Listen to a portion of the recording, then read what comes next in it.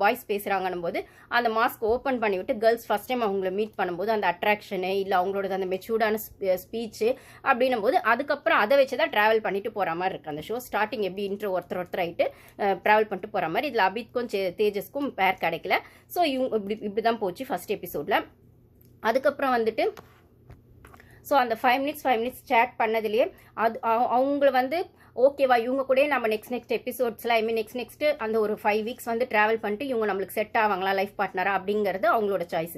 இல்லை மாற்றிட்டு இல்லை இவர் 2 நாள் பார்த்துட்டு எனக்கு வந்து ஓகே இல்லை உன்னோட என்னோட வைப் செட் ஆகலை நீ என்னோட டைப் இல்லை அப்படிங்கிற மாதிரிலாம் கான்ட்ரவர்சி வந்துச்சுன்னா வேறு லைஃப் பார்ட்னராக சூஸ் பண்ணுறதுக்கு உங்களுக்கு ஆப்ஷன் இருக்குது அப்படிங்கிற மாதிரி இது ஒரு ஷோ தானே, நம்ம அப்படி தான் பார்க்கணும். அதை அவங்க ரியல் லைஃப்பில் கொண்டு போகிறாங்களா இல்லைன்றது அவங்க சாய்ஸ்.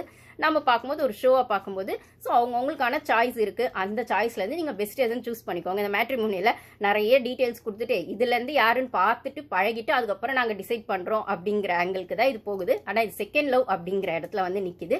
ஸோ ஆப்வியஸாக மேட்ரிமோனியை எதையும் கம்பேர் பண்ண முடியாது. இருந்தாலும் ஒரு லைஃப் பார்ட்னரை செகண்டாக சூஸ் பண்ணும்போது செகண்ட் லவ் அப்படின்னு வரும்போது அவங்களுக்கு இருந்த ட்ராமா ஆல்ரெடி அவங்க ஃபேஸ் பண்ண ட்ராமா அந்த டாக்ஸிக் ரிலேஷன்ஷிப் அதெல்லாம் மீறி இப்போ புதுசாக ஒரு லைஃப்பை ஸ்டார்ட் பண்ணும்போது அவங்களுக்கு ஒரு ஹோப் இருக்கும்னா அந்த ஹோப்பை வந்து இந்த ப்ரோக்ராமில் வரக்கூடியவங்க அதை வந்து ஃபுல்ஃபில் பண்ணுவாங்களா அப்படிங்கிறதுக்கான அந்த பெயின் மீறி அந்த ஒரு ஹாப்பினஸ் அவங்க லைஃப்பில் மறுபடியும் கிடைக்குமா அப்படிங்கிற கொஸ்டினுக்காக தான் இந்த ஷோ பார்க்குறாம. இந்த ஷோ வந்து விஜய் டிவி கொண்டு வந்திருக்காங்கன்னு நினைக்கிறேன். ஆனால் இது எப்படி போகுன்றது இட் கோஸ்ன்றது நம்ம லெட்ஸ் வெயிட் அண்ட் சி அப்படின்னு தான் பார்க்கணும். ஸோ இப்போ வரைக்கும் அப்படி போச்சு. எனக்கு இதில் ஜென்யூனாக ஓரளவுக்கு கொஞ்சம் ஸ்டார்டிங்லேயே ஓரளவுக்கு செட் ஆனதா இவங்க வைப் ஓகேவா இருக்கும் போல இருக்கேன்னு தோணுது. வெக்கே வெஸ் மோனிஷா அப்படிங்கிறது தான்.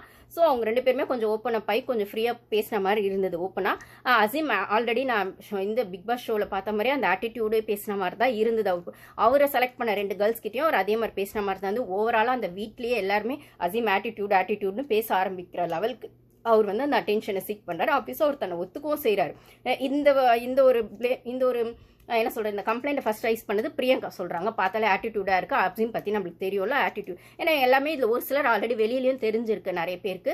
பிக் பாஸில் வந்து தெரியும் தெரியாதுன்னு சொல்லிக்குவாங்க சொல்ல மாட்டாங்க. இதில் ஆப்வியஸாக சொல்கிறாங்க இவர் கூட நான் ஷார்ட் ஃபிலிம் பண்ணியிருக்கேன் ஆல்ரெடி அசீம் தெரியும் அப்படிலாம் சொல்லும் போது அசீம் ஆட்டிடியூட் அப்படிங்கிறது எல்லாருமே ஒரு லுக்கு ரியலைஸ் பண்ண மாதிரியும் அங்கே ஒரு டிஷ்யூ பேப்பரை தூக்கி போடுற விதத்தில் கூட அசீம் வந்து இப்படி பண்ணுறது எனக்கு பிடிக்கல அப்படிங்கிற மாதிரி எடன் மற்றவங்கெல்லாம் பேசுறதெல்லாம் நம்மளால் பார்க்க முடியுது. முக்கியமாக எடனும் அதுக்கப்புறம் நேஹா அவங்கெல்லாம் கொஞ்சம் பேசுகிற மாதிரி பார்க்க முடியுது.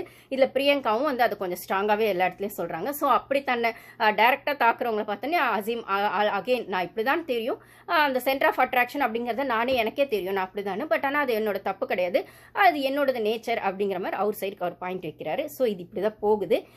இந்த ஃபஸ்ட் எபிசோடில் இது இப்படி தான் போச்சு. 5 மினிட்ஸ் பேசினாங்க. அதுக்கப்புறம் அவங்க கூடவே வந்து நெக்ஸ்ட்டில் வர அந்த குட்டி அந்த ஆக்டிவிட்டீஸ்லாம் கொடுக்குறாங்க. அதுவும் கொஞ்சம் பார்க்க இன்ட்ரெஸ்டிங்காக தான் இருந்தது. பிக் பாஸை விட இந்த ஆக்டிவிட்டி ஸ்டார்டிங்கில் கொஞ்சம் இன்ட்ரெஸ்டாக தான் இருந்துன்னு நினைக்கிறேன்.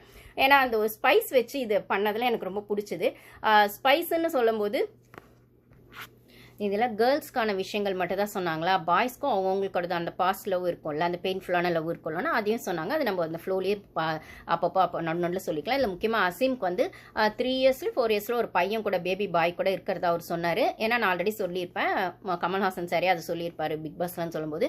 ஸோ இந்த டிவோர்ஸ் அப்படிங்கிற ப்ராசஸ்க்குள்ளே போய் தான் அவர் இப்போ தனியாக வந்து செகண்ட் ரிலேஷன்ஷிப்குள்ளே போகிறதுக்காக இந்த ப்ரோக்ராம்க்கு வந்திருக்காரு அப்படின்னு சொல்லும்போது ஸோ ஒருத்தருக்கான அதே மாதிரி பெயின்ஃபுல்லாக இருக்குது. இதில் வெக்கே அப்படின்னு சொல்லக்கூடியவர் வந்து ஒரு 2 நாள் தான் அந்த பொண்ணுக்கிட்ட பழகியிருக்காரு. அந்த 2 நாள் அதுக்கப்புறமா அந்த பொண்ணு கோஸ்டிங் பண்ணிடுச்சு. ஃபோன் பண்ணாலும் வந்து இல்லை அப்புறம் பார்க்கலாம் அப்படின்ற மாதிரி அவாய்ட் பண்ணிச்சு. சரி நானே அவங்களுக்கு ஏதோ ரீசன் இருக்கும்னு சொல்லி விட்டுட்டேன் அப்படிங்கிற மாதிரி அவருக்கு வந்து ரொம்ப ஷார்ட்டாக வந்து பழகினதோ தெரியல பிரிஞ்சதோ தெரியல அப்படிங்கிற மாதிரி அவங்க ஏன் எதுக்கு பிரிஞ்சாங்கன்னு கூட என்னால் கெஸ் பண்ண முடியல. ஓகே அவங்களுக்கு ஒரு பெர்ஸ்பெக்டிவ் இருக்கும் நான் புரிஞ்சுட்டு விலகிட்டேன் அப்படின்னு சொன்னதை பார்க்க முடிஞ்சது. ஸோ ஒருத்தர் ஒரு விஷயமா அந்த மாதிரி சொன்னாங்க.